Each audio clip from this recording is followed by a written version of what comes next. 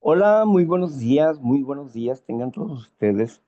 Mi nombre es Víctor Javier, soy neurótico por la gracia divina. El reconocerme neurótico me recuerda mi debilidad y me recuerda mi fortaleza del por qué estoy aquí, de dónde vengo y por qué estoy aquí y hacia dónde voy. ¿Verdad? Muchas personas creen en eso de las afirmaciones. Ay, es que si digo neurótico me va a quedar y eso y no, no, las afirmaciones no son tan poderosas. Sí, cuando, cuando tenemos un concepto claro, una idea clara de lo que significa para nosotros, eso significa para nosotros. No estamos a merced de ninguna afirmación de nadie hoy en día. Por eso tenemos libre albedrío, decidimos por nosotros. Pues bueno, acá vamos a continuar, vamos a comenzar, mejor dicho, con la reflexión del día de hoy, la chequera de la fe, y posteriormente vamos a continuar con el capítulo 4 de el libro de las leyes, que nos habla de la enfermedad del alma. Vamos a ver qué es lo que pensaba Robert Grover acerca de estas cosas. Y para esto hoy está Lu con nosotros, que está coordinando, ¿verdad? En esta mañana. Así es que le damos paso a Luz. Adelante, Luz. Lu, no Luz, Lu. Ujú. Adelante, por favor. Gracias. Gracias, muy buenos días. Muy bien, 20 de agosto. En 6 tribulaciones te librará y en la séptima no te tocará el mal. Job 5:19. Elifaz expresó la verdad de Dios en esto. Podemos tener tantas tribulaciones como los días laborales de la semana, pero el Dios que trabajó en esos 6 días trabajará para nosotros hasta que nuestra liberación sea plena.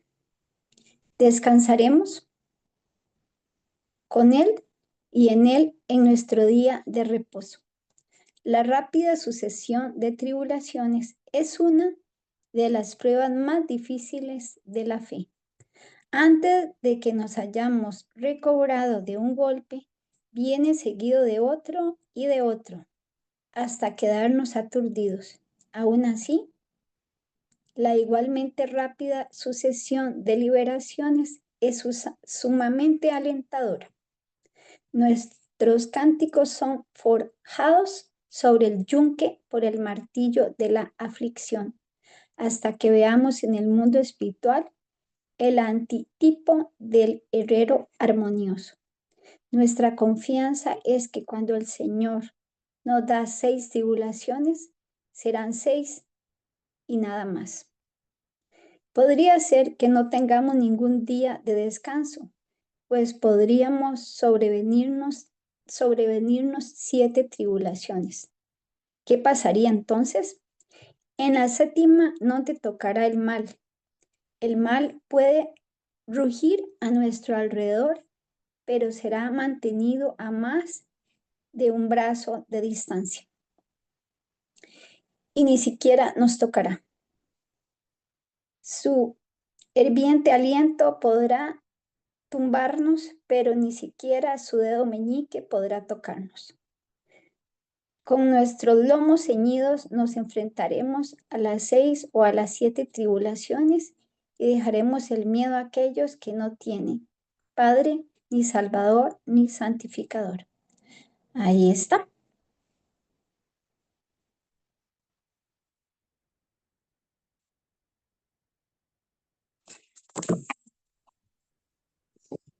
Bien, me trae el recuerdo de Masada. ¿Qué es Masada? Masada era el castillo de verano del rey Salomón. Estaba hecho entre una montaña de piedra y empezaba con una puerta amplia, pero se iba haciendo más angosta y al final solamente podía entrar hombre por hombre. De esta manera el castillo estaba protegido. Era demasiado alto para que mm, el enemigo pudiera entrar a esa fortaleza. En cierta ocasión, la persecución que hubo contra el pueblo hebreo de parte de Roma, se escondieron en Masada y los romanos, al no poder entrar, querían obligar a salir a los que estaban dentro de la fortaleza. Y para esto empezaron a poner catapultas enfrente de Masada y ponían a los niños y a las personas en las catapultas y las estrellaban contra los muros. Era una masacre terrible. El dolor que estaban viviendo dentro de esa fortaleza verdaderamente debió haber sido atroz, viendo cómo sus familiares y amigos estaban siendo destrozados contra los muros de Masada. Si ha habido un pueblo que ha vivido grandes tribulaciones y persecuciones por causa de su fe, ha sido el pueblo de Israel. Pero le han sobrevenido tribulaciones también por la desobediencia. Y Dios en algún momento ha quedado en silencio para darles una lección importante, pero nunca pudieron comprenderla. Siempre volvían a la desobediencia. Aquí Elifaz, quien fue condenado por Dios porque había vituperado a Job, ahora habla aquí de 7 días, 6 días de la semana más el séptimo. Habla del conocimiento, del respeto del sábado, del Shabbat, 6 días, 6 días de trabajo, uno de reposo. Y ciertamente la esclavitud laboral está constantemente en la vida del hombre. 6 días trabaja, pero Dios ha creado un día de reposo para el hombre, para que pueda tener una relación con Él y al mismo tiempo puedan tener una relación con la familia. Él establece el sábado y lo santifica el Shabbat. Por causa del Shabbat, el mundo ha lastimado al pueblo de Dios. No ha habido cambios que no hayan sido sangrientos. Inglaterra pasó por momentos muy difíciles con las nuevas tradiciones impuestas por Roma, la natividad, el árbol de Navidad y otras cosas que ocasionaron problemas entre las personas que adoraban al Dios de la Biblia. Ellos pensaban que esta vituperación acerca del Señor Jesús era una gran blasfemia y no querían permitirlo. Cuando llegó el tiempo y por causa de una obligación no cumplida del rey con Roma, del rey Eduardo. Se divorcia Eduardo, rompe con Roma y permite la entrada al pueblo de Israel a Inglaterra, estableciendo lo que conocemos como la semana inglesa, el sábado para los israelitas y el domingo para los romanos. Así se estableció esto para no tener problemas dentro de Inglaterra. Un día de adoración para cada uno, para Roma el domingo y para Israel el sábado, el Shabbat. Así que de esta manera también llegamos nosotros a tener la semana inglesa por el respeto a la libre expresión religiosa. Sin duda, podremos llegar a tener 6 tribulaciones. El apóstol Pablo dice que a pesar de las tribulaciones, nosotros tenemos un descanso, aunque muchos parecen no haberlo alcanzado, dice el apóstol Pablo. Pablo no habla de un descanso, Pablo habla de un descanso permanente en medio de las tribulaciones. Bueno, pues esto es lo que nos hace recordar esta reflexión. Ahora pues vámonos al tema del día de hoy. Adelante, Lu. Muy bien, buenos días. Hoy nos corresponde el capítulo 4 del libro de las leyes de la enfermedad mental y emocional. Y el título es así: la enfermedad mental y emocional, enfermedad del alma, tomado del folleto de la salud de noviembre de 1966. Nosotros que hemos estado en el fondo de la desesperación emocional y el sufrimiento y que nos hemos recuperado, atestiguamos que la enfermedad que padecíamos, llamada enfermedad mental y emocional, es realmente una enfermedad del alma. Ahora que estamos recuperados y que podemos evaluar la enfermedad, nos es evidente que lo que teníamos enfermo era el alma. Lo sabíamos aún cuando estábamos enfermos. Muchas veces dijimos, me duele el alma. Aún oímos decir a los que sufren, mi alma está torturada, me duele el alma, mi alma está enferma, etc. Por extraño que parezca, aún los ateístas y antagonistas dicen estas expresiones. No es importante cómo se define el alma, y ya que una persona no tiene que ostentar un alma inmortal. Creemos que cuando las personas que sufren usan la palabra alma, se refieren a aquella parte del individuo que está consciente de él mismo, su razón de existir y que está en lo más recóndito de su ser, y lo cual no es sinónimo de mente, ya que el alma está en un alto grado independiente del cuerpo. Alma es aquella parte del individuo que sabe lo que él es y que es verdaderamente única. Ha sido variadamente llamada ser, ego y de otras formas. Esta alma a que nos referimos no es únicamente la mente.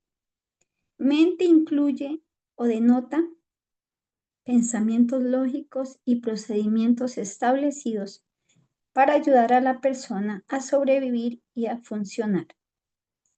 Los sentimientos y emociones de uno mismo, de nuestra alma, es algo bastante diferente a los pensamientos y usos que damos a nuestra mente, únicamente con el propósito de sobrevivir.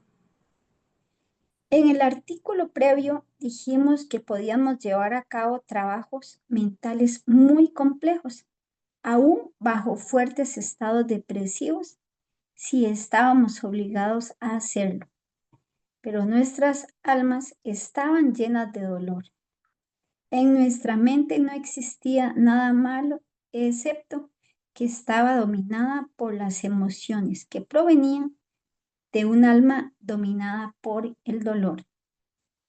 Establecemos que nuestra enfermedad es una enfermedad del alma, porque no teníamos los sentimientos apropiados hacia un poder superior, nuestro prójimo y la vida.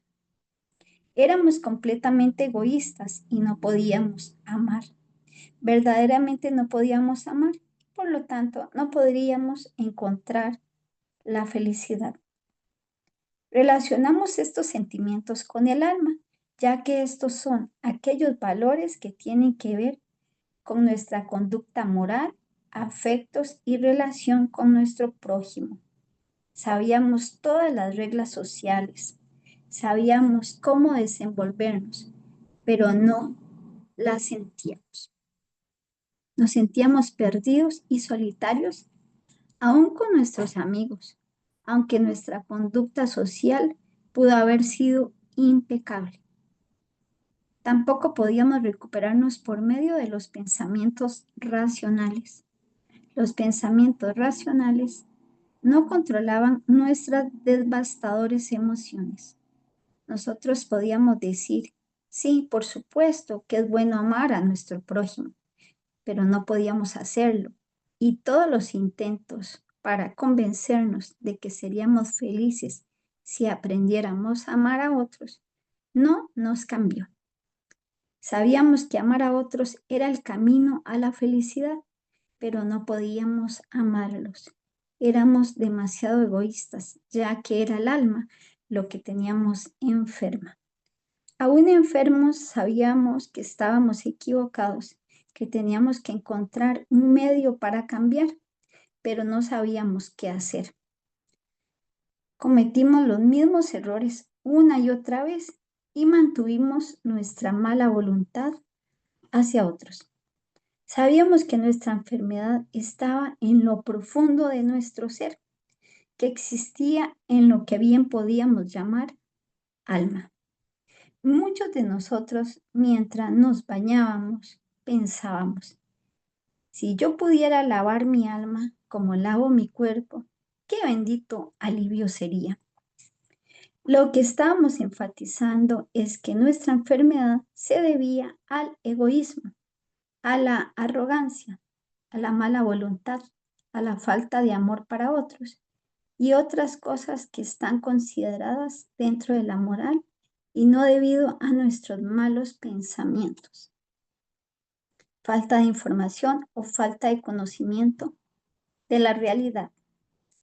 La evidencia más convincente de que nuestra enfermedad era una enfermedad del alma es que cuando cambiamos y aceptamos los valores espirituales y morales, nos recuperamos. Por supuesto, cuando tratamos de recuperarnos únicamente la mente, continuamos enfermos o nos empeoramos. Fue solamente cuando aprendimos a amar e interesarnos por otras personas, a tratar de ser útiles en vez de exigir que las personas se hicieran a nuestra manera, que progresamos en nuestra recuperación. Y el milagro es, ya no tenemos el alma enferma, ya no nos duelen nuestras almas. Hemos cambiado y estamos agradecidos y continuamos bien porque nuestra enfermedad del alma ha sido sometida a tratamiento y curada. Así nosotros que hemos estado enfermos del alma y nos hemos recuperado, declaramos que nuestra enfermedad realmente fue una enfermedad del alma y que el único camino de recuperación es cambiar la manera que lo hemos descrito y llegar a ser amorosos y serviciales con todo nuestro prójimo. Y finaliza diciendo, nuestro lema en abreviaturas NAIL, que significa Neuróticos Anónimos Internacional Latinoamericana, dice abajo con la enfermedad. Muy bien pudiera decir NALI, abajo con la enfermedad del alma. Muy bien, hasta ahí llegamos con la lectura.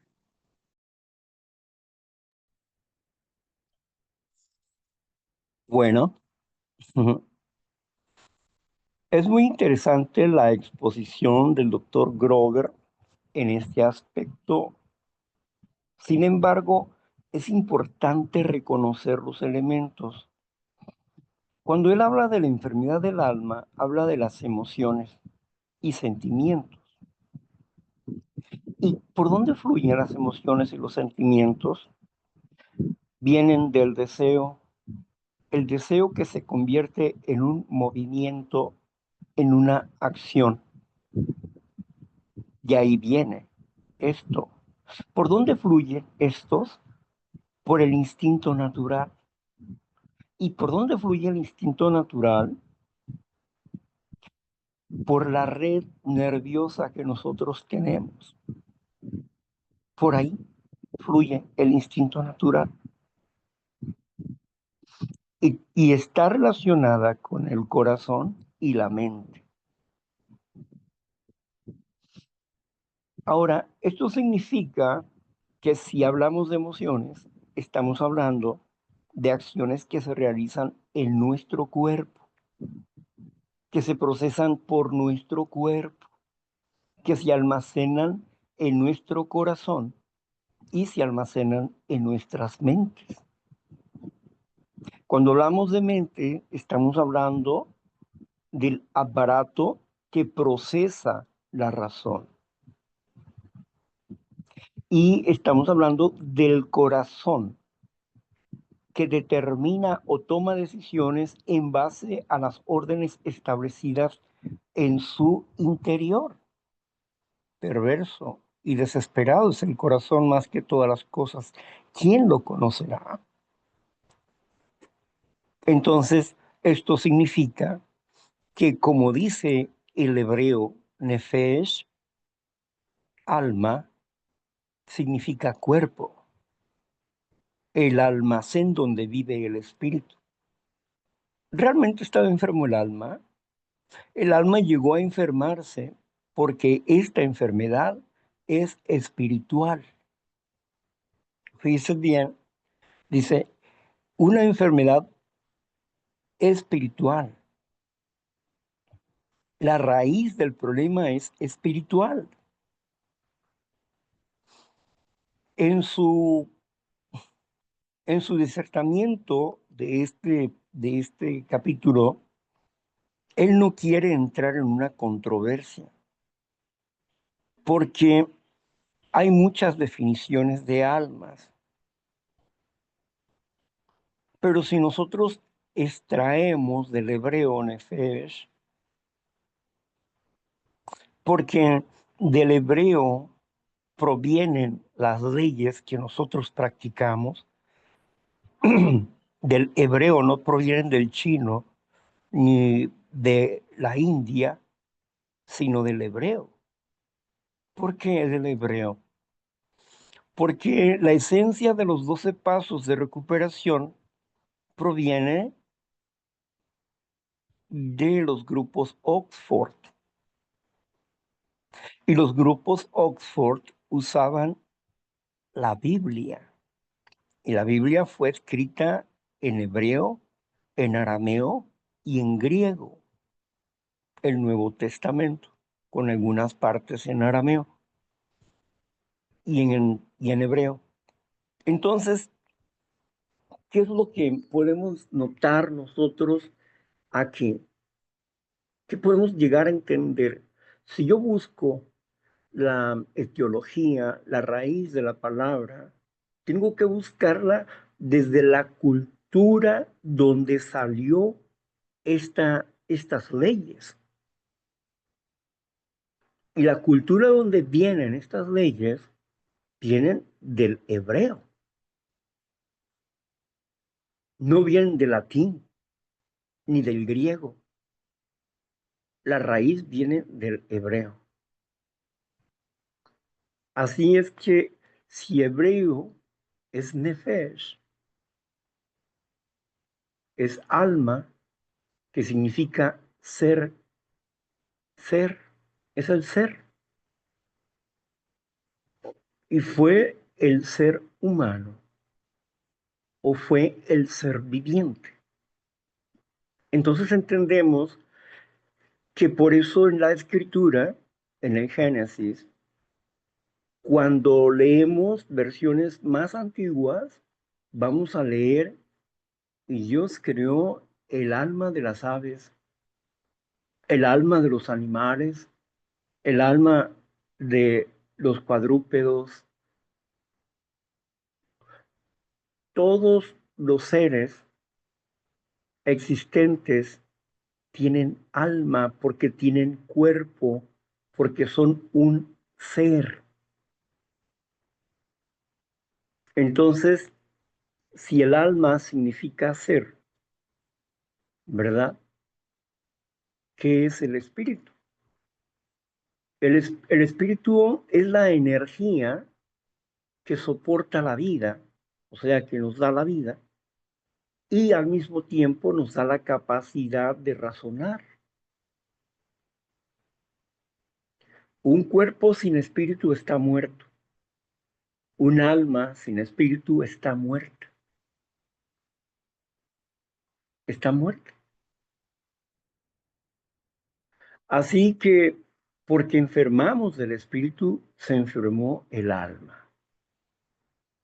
Aquí se contradice el doctor Robert cuando en una parte ahí dice que no era la enfermedad de los pensamientos. Primero nos dijo que sí y ahora nos dice que no. Entonces, ¿qué? ¿Estás en duda? Nosotros no estamos en duda en ese aspecto. Tenemos claro que la enfermedad del espíritu es la enfermedad de los pensamientos. Pero ¿por qué no podíamos cambiar? A pesar de que pensáramos bien, como dice el apóstol Pablo, porque el bien que yo quiero hacer no lo hago, más el mal que no quiero hacer, esto es lo que hago. Luego encuentro que el defecto de carácter que está en mí me lleva cautivo a hacer lo que yo no quiero hacer. El instinto domesticado en un error me lleva a hacer lo que yo no quiero hacer. Luego ya no soy yo, sino el defecto que está en mí. Porque en mi mente, o sea, en mi espíritu, yo me deleito en las cosas de Dios. Pablo argumentaba que lo que él hacía no era él, sino que era un esclavo de eso. Pablo no sabía cómo librarse de eso, pero aprendió a librarse de eso. Como nosotros aprendimos a librarnos de eso. Porque no solamente era cuestión de pensar. Claro que moralmente podíamos pensar adecuadamente, ¿no? No cometerás adulterio. Y se cometían adulterios. No mientas. Y mentíamos. Y aún, a veces, por orgullo o por lo que sea, o por miedo, las personas mentimos. Entonces, ¿qué significaba esto, pues? Significaba que necesitábamos no solamente pensar en el bien, sino hacer el bien. Pero había algo que obstruía nuestras vidas que no comprendíamos. ¿Qué era lo que no entendíamos que no nos permitía ser felices? Nuestra alma, nuestro cuerpo, estaba enfermo por causa de nuestra manera de ser, de nuestra manera de pensar y de hacer las cosas. Y aunque tuviéramos un nuevo concepto, un concepto moral, no podíamos darle vida cuando el aprendizaje emocional había gobernado nuestras vidas y éramos ingobernables, como dice el primer paso. Habíamos torcido nuestra manera de pensar hacia una forma destructiva de ser, que solamente un acto providencial podía liberarnos de esta despiadada obsesión. ¿Cómo pues seríamos liberados de nuestros defectos de carácter? Primero, empezamos a comprender que el instinto natural tomó decisiones por nosotros, que si parecía que éramos 100% egoístas, en realidad no lo éramos. Porque si hubiéramos sido 100% egoístas, no nos hubiéramos dolido. Fuéramos fríos y calculadores y no hubiéramos sufrido. Pero como no éramos eso, 100% egoístas no éramos eso. Sentíamos amor. Y muchas veces, cuando nos equivocamos y que pedíamos perdón y llorábamos por haber lastimado a quienes amábamos, éramos sinceros. Pero no podíamos vivir a la altura de nuestros pensamientos. No podíamos vivir a la altura del amor. ¿Por qué? Porque no podíamos destruir lo que nos permitía amar. Porque no sabíamos exactamente cómo destruir eso que no nos permitía desarrollar más amor. Estábamos dominados por nuestros defectos de carácter o pecados, el resultado de una vida ingobernable. ¿Y por qué llegamos a ser ingobernables? Porque no teníamos la capacidad de adiestrar nuestro instinto natural. No teníamos esa capacidad, no teníamos el conocimiento, no teníamos el poder de Dios en nuestras vidas. Éramos esclavos de esta enfermedad. Pero cuando fuimos comprendiendo sobre la palabra espíritu, porque en la palabra espíritu no hay controversia con el griego y con el hebreo. Los dos piensan igual. Espíritu es una energía que se mueve. Espíritu significa viento en ambas culturas. En la palabra alma no, porque el griego piensa que el alma es inmortal.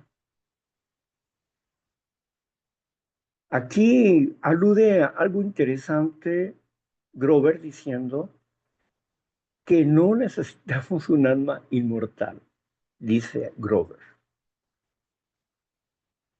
Entonces ella entendía que el alma es mortal. Si él está diciendo que el alma no es inmortal, entonces quiere decir que él entendía que el alma es mortal. Y si el alma muere, es el cuerpo. Porque el espíritu no muere. No es inmortal porque todavía no tiene inmortalidad, pero no muere desde el momento en que se separa del cuerpo, va y se queda reservado para el día de la resurrección. Y en el día de la resurrección, unos se levantarán para la eternidad y otros se van a levantar para estudiar, analizar, trabajar y tomar la decisión si quieren seguir a Dios o no. Y se levantarán con sus cuerpos mortales. O sea que ese espíritu que está detenido con Dios tiene que vivir un proceso para llegar a ser inmortal. Y los espíritus que todavía no han llegado a ese proceso tienen que pasar por ese proceso para llegar a ser seres inmortales, espiritualmente hablando. Porque hay energía que se destruye y hay energía que ya no se va a destruir. Cuando se habla de la inmortalidad, es una energía indestructible. Cuando se habla de la mortalidad, se habla de un espíritu que puede ser destruido porque es el espíritu humano que le falta la esencia del espíritu de Dios. Cuando se une el espíritu humano al espíritu de Dios, el hombre, la mujer, empiezan a desarrollar habilidades divinas en el día a día. Aquí es importante para nosotros resaltar que el espíritu es quien tiene el poder, pero el espíritu tiene el poder para dominar al instinto. Y que vamos a desarrollar ese espíritu para dominar al instinto en base de un razonamiento espiritual, en base a un razonamiento de los pensamientos de Dios, de las ideas de Dios, de los principios espirituales, creados para nuestra liberación y sanidad emocional, como lo expresa Grover. El propio Grover nos dice claramente, cuando habla acerca de la causa remota y la causa inmediata, él no pudo ver todavía lo que es la memoria histórica, la causa remota, la, la memoria de conciencia, causa remota, y la causa inmediata, el resultado de nuestra experiencia. Si yo tengo 6 huevos y los 6 los bato y los pongo en la sartén caliente ahí con aceite, ¿ah? ¿Qué voy a hacer? ¿Cuál va a ser el resultado? Una torta de huevo. Ya no son los huevos, eso es historia. Ya no son los huevos eso. El resultado fue una torta. Lo mismo sucede en la experiencia. Lo que vivimos en la memoria histórica, lo que vivimos en la memoria histórica y que estuvimos nosotros practicando una y otra vez, una y otra vez, una y otra vez, un berrinche, un enojo, una y otra vez, nos hizo desesperados, iracundos, nos hizo amargados y enojones. Ese fue el resultado de estar batiendo cada rato la misma situación. Respondíamos como la misma situación. Con la misma situación respondíamos. Hasta que se hizo una idea fija en nosotros y ese es el resultado de una memoria de reacción. Reacción es instinto, lo cual significa que esa memoria que está establecida en el corazón hace que reaccionemos inmediatamente como una defensa ante una situación cualquiera. Esas reacciones que nos llevaban a la depresión, que nos llevaban a la ira, que nos llevaban a un sentimiento de inutilidad, que nos llevaban a un sentimiento de soledad, de exagerada preocupación, de angustia, de miedos conscientes e inconscientes. Esas acciones que habíamos aprendido a vivir de esa forma, a correr hacia allá, porque no sabíamos cómo enfrentar la realidad. Éramos como los niños que tienen miedo a los extraños y se esconden. Asimismo nos escondíamos de la realidad porque no sabíamos enfrentar la realidad. No sabíamos cómo. Pero cuando empezamos con la desintoxicación de nuestros pensamientos y empezamos a entender que el trabajo lo teníamos que hacer nosotros, entonces recordamos la parte que nos indica Pablo, donde nos dice, absténganse de hacer el mal, absténganse, dice. Y luego dice, pongan sus almas, pongan sus cuerpos en un sacrificio vivo y limpio, agradable a Dios. O sea que si el que bebe tiene problemas con su manera de beber y su manera de reaccionar con la bebida y todo eso, pues esa persona tiene que abstenerse y tiene que cambiar su manera de pensar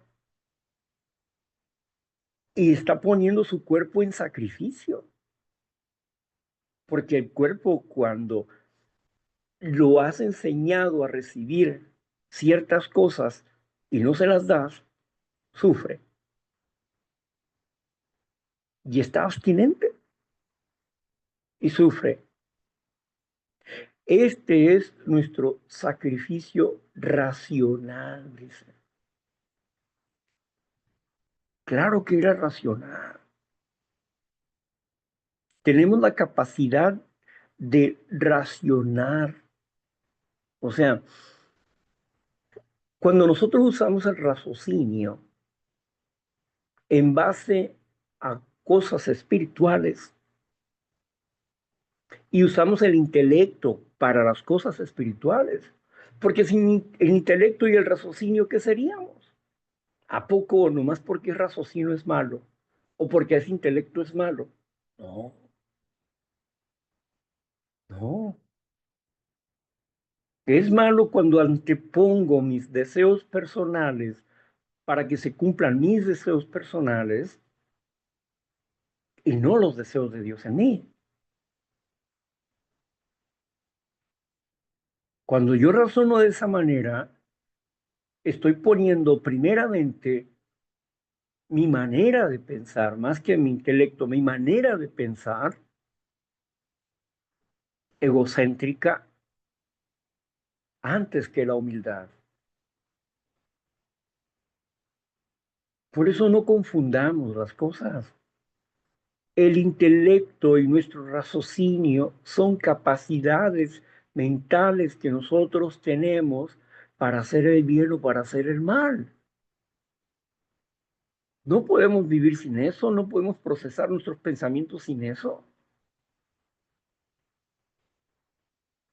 Así que necesitábamos aprender a razonar de acuerdo al Espíritu de Dios, a razonar de acuerdo a principios espirituales, a, a ser intelectuales, inteligentes en las cosas que nos dan vida, que transforman nuestro pensamiento, nuestra manera de ser y nuestra forma de actuar.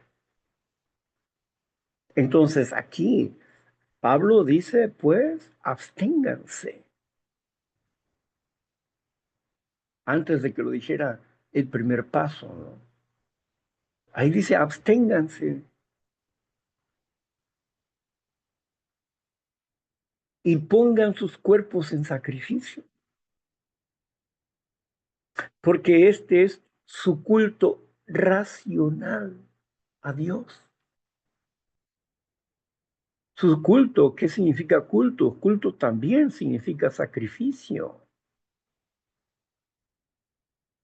Es mi sacrificio racional a Dios. Es una forma de ofrendarme a mí mismo, a Dios, para romper con el mal que está en mí. Pero primero Pablo pone el hecho de frenar el cuerpo y sufrir por el cambio que vamos a tener. Pero prosigue diciendo, transfórmense en su manera de pensar. Aquí está en la acción. Transfórmense en su manera de pensar. Me abstengo, pero también tengo que cambiar el pensamiento. Que lo que estoy haciendo, si estoy haciendo algo que me está destruyendo o que estoy destruyendo a otros, tengo que parar de hacerlo y tengo que aprender a pensar adecuadamente, conforme a la voluntad de Dios, del poder supremo, del poder de Dios, el Todopoderoso. No se conformen, dice ahí, no se conformen a esta sociedad, a la manera de pensar del mundo en general. No se conformen a esa forma de pensar. No vivan de acuerdo a esa manera de pensar, sino transfórmense en su forma de pensar. En otras palabras, que cultivemos el pensamiento de Dios en nuestras vidas para vencer al instinto natural y aprender a gestionar nuestras emociones en nuestro lenguaje de inteligencia emocional.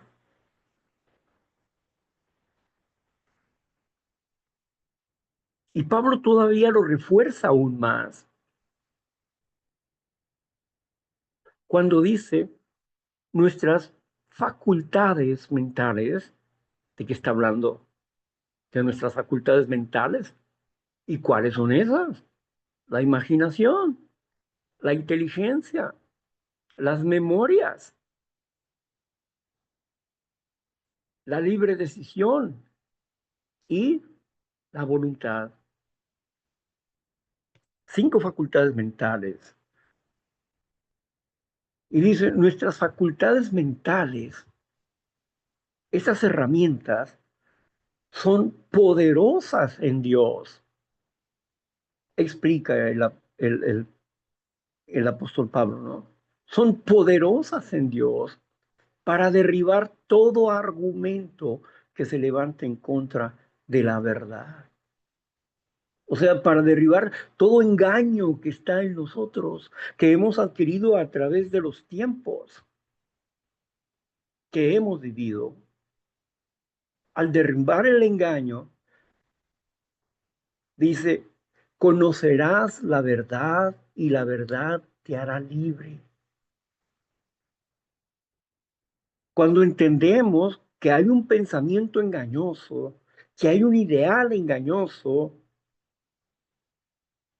y aplicamos lo contrario a eso, aplicamos una verdad a nuestra vida y la verdad nos hace libre del engaño y va sanando nuestro espíritu como nuestra alma.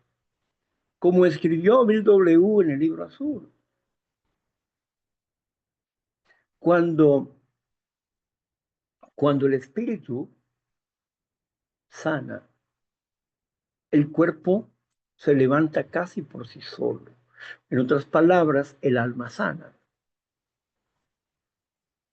Porque hoy en día estamos oyendo a los neurólogos hablar de esto, hablar de que si tú aprendes a pensar adecuadamente, hay en tu mente nuevas líneas que se van formando dentro de tu cerebro, nuevas neuronas. Cuando tú piensas mal, tus neuronas se suicidan, se desconectan. Luego dice el neurólogo, ¿verdad? Nos habla del magnetismo del corazón. cuando el corazón toma una decisión y que anula la razón de nuestra mente y que no podemos evitar cumplir eso que está puesto como una orden en el corazón. Puede ser un patrón de conducta adecuado o puede ser un patrón de conducta inadecuado. Depende del tipo de orden que esté en ese instinto natural. Así reaccionamos. El resultado de nuestra mala manera de vivir. Ahí está. Ahora, cambiar ese resultado, por eso el apóstol dice, pues, que nuestras facultades mentales son poderosas en Dios para derribar todo argumento que se levante en contra de la verdad, para derribar todo pensamiento falso, negativo, que no nos va a dar vida, y obtener el pensamiento que nos va a dar vida. Por eso dice, detengan su pensamiento, explica el apóstol, detengan el pensamiento y valórenlo para ver si esto proviene realmente de Dios, del amor, o no. O sea, no te dejes llevar por los pensamientos, sino que tienes que valorarlos antes de actuar. Ahí está hablando Pablo de una gestión de las emociones. Dice que tenemos que probar los discursos de las personas para ver si realmente están de acuerdo con la voluntad de un Dios amoroso o no. Pero si no conocemos el amor, ¿cómo vamos a valorar eso? La enfermedad es una enfermedad del cuerpo. Cuando el espíritu enferma, el cuerpo enferma. ¿Cuántas veces les he escuchado a ustedes? Mi enfermedad emocional se está somatizando en mi cuerpo. ¿Lo han dicho cuántas veces? Muchas veces. Yo los he escuchado. Y no solamente ustedes, sino a los profesionales. ¿Cómo esa mala manera de pensar llega a actuar en el cuerpo de la persona para su mal? Y cómo esa buena manera de pensar, de hacer, de actuar, le provee de bienestar a la persona.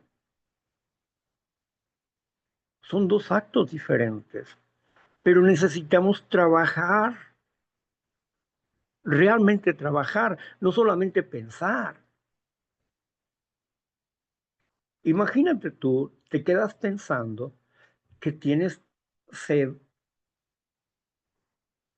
y te quedas pensando, tengo sed, tengo sed. Ay, como decía, hay un vaso de agua fresca, así bien rica, y quiero tomármela, disfrutarla. Estás pensando en eso. Eso es lo que quieres, pero no te mueves de tu sillón. ¿Va a llegar el agua a ti? Va a salir del refrigerador, va a salir un vaso de allá, donde tengas los vasos, va a volar y luego va a ir al refrigerador, va a poner el agua fresca, va a venir y te lo va a dejar ahí donde estás. ¿Sí? ¿Tu mente va a hacer eso? No. ¿Qué tienes que hacer? Levantarte, esforzarte y hacer lo que tienes que hacer para lograr ¿qué? Completar tu pensamiento y para darle un bienestar a tu cuerpo. Tienes un trabajo que hacer. Pero si no trabajas con la reprogramación de tu mente y no sabes cómo desprogramar una memoria de reacción, una memoria del instinto, entonces vas a hacer todo el esfuerzo que tú quieras y vas a pensar todo lo que tú quieras y puede estar correcta tu manera de pensar, pero no vas a cambiar. Es justo lo que decía Grover ahí, ¿no? Pues podíamos tener toda la moral que tú quieras y entendíamos y conocíamos, pero no sabíamos cómo aplicar. Ese es el problema. ¿Cómo aplicar estos conceptos, estas ideas, cómo aplicarlas a nuestras vidas para que verdaderamente vengan cambios de sanidad mental y emocional? Y para que también nuestro cuerpo sea liberado de esas energías negativas y también nuestro cuerpo empiece a reaccionar a nuestro favor.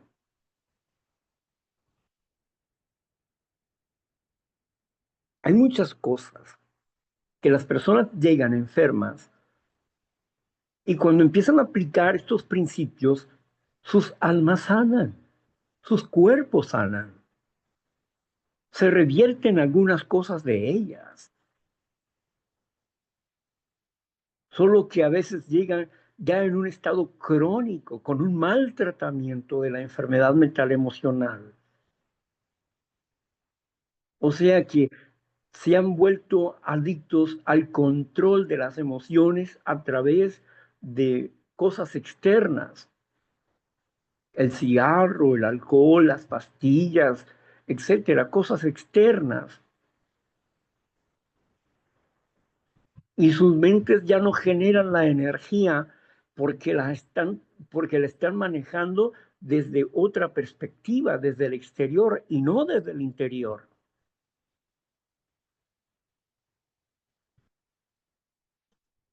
porque eluden el dolor que puede hacerles cambiar, eluden enfrentarse a la realidad. Pues es más fácil tomarse una pastilla y dormir que sufrir el cambio.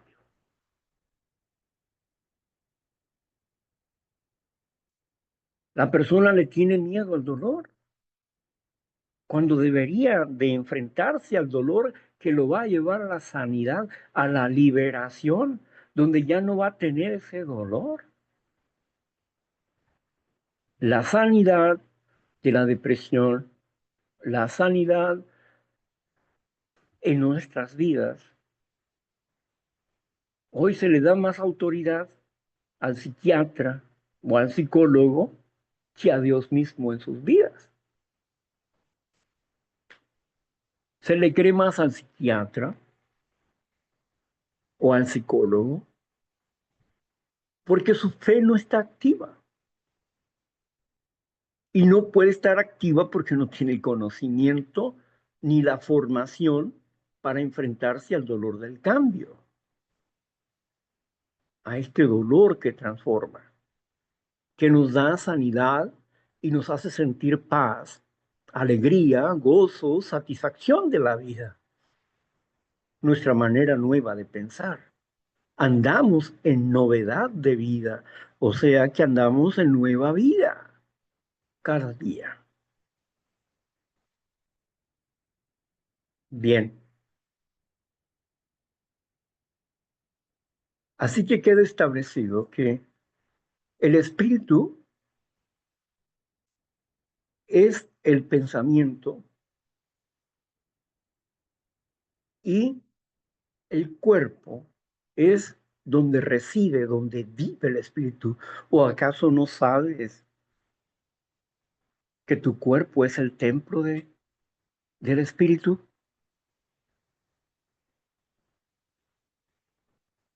Y si el espíritu está enfermo,